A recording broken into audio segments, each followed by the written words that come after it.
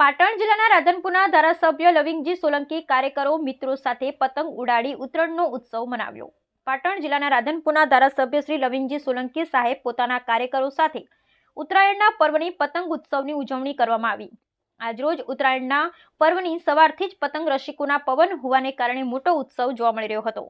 ત્યારે રાધનપુર નગરપાલિકા પૂર્વ કોર્પોરેટર અજયભાઈ રાણાના ટેરેસ પર રાધનપુરના ધારાસભ્ય શ્રી લવિંગજી સોલંકી તેમજ તેમના પુત્ર નરસિંહભાઈ સોલંકી તેમજ ભરતભાઈ ઠાકોર તેમજ ભરતજી વાહજી અન્ય ભાજપના કાર્યકર્તા તેમજ અજય રાણાના પરિવાર મિત્રો સાથે આજરોજ ઉત્તરાયણ પર્વ નિમિત્તે ધારાસભ્યશ્રીએ પતંગ ઉડાડી ઉત્તરાયણ પર્વની ઉજવણી કરવામાં આવી હતી। સમગ્ર વાતાવરણમાં કાપ્યોના નાદથી ગુંજી ઉઠ્યું હતું તેમજ લોકોને સંદેશ આપ્યો હતો કે મારા વિસ્તારના તમામ લોકોની પતંગ અદ્ધર રહે, સમગ્ર વિસ્તારના લોકો સુખી થાય તેવી શુભેચ્છા પાઠવવામાં આવી હતી। તેમજ લોકોને ગાયોને ઘાસ તેમજ જરૂરિયાતમંદોને દાન કરે। મારા સભ્યોએ પોતે ગાયોને ઘાસ ખવડાવી તેમજ ગરીબોને દાન આપી પોતાની જાતને ધન્યતા અનુભવી હતી। ખૂબ જ આજે મકર સંક્રાંતિ ઉત્તરાયણ પર્વની દરેક લોકોને હું શુભકામના પાઠવું છું અને આજે રાધનપુર મુકામે અમારે અજયભાઈ રાણાને ત્યાં બધા યુવાનો બાળકો મળીને જીવનની પતંગ ઊંચાઈએ લઈ જવા માટે